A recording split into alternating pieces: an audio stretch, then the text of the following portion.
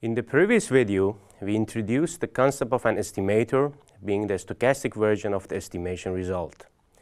Before we can assess the statistical properties of estimators, we first need to introduce two important statistical laws, the so-called mean and covariance propagation laws. We will present those laws for linear functions only. Here we see that random vector u is a linear function of random vector v. Now, if the expectation and the dispersion of v are known, the propagation laws allows you to determine the expectation and dispersion of u. Let's start with the mean propagation law, which tells how you can determine the mean or expectation of u if you know the mean of v as follows. Rather simple, just applying the expectation operator to both random vectors in the equation.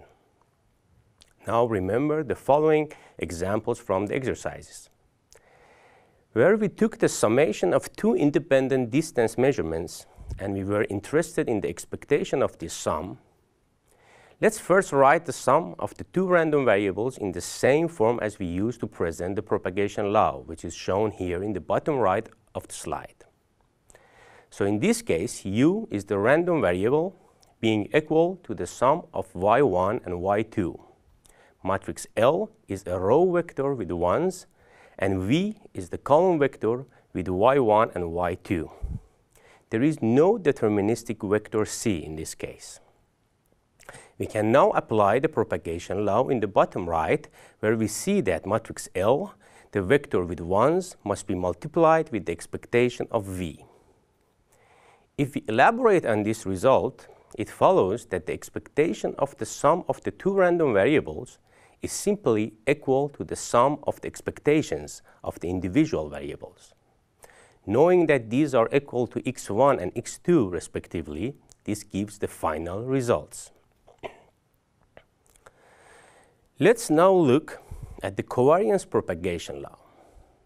Again, we start with the general form of the linear model. Let the expectation and dispersion of random vector v be known.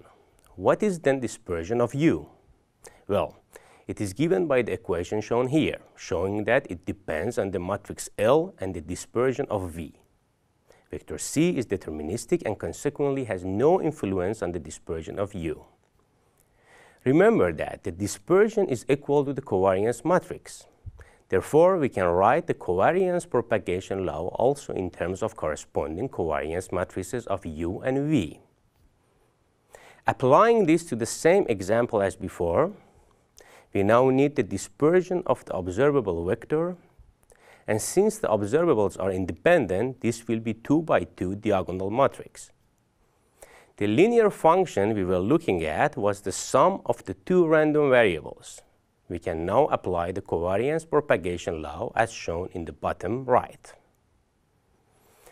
The covariance matrix of U is thus equal to matrix L multiplied with the covariance matrix of V multiplied with the transpose of L. We plug in the covariance matrix of V, and then we get the expression. Feel free to pause the video now to check the following. Showing that the result is equal to the sum of the individual variance of y1 and y2. Remember that you also obtain these results in the exercises. Also remember that the result changes in case y1 and y2 are not independent. You will see that in the exercises.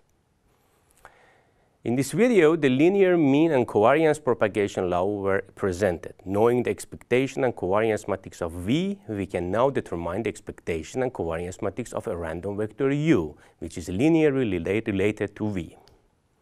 With this, we can have a closer look at the statistical properties of our estimators.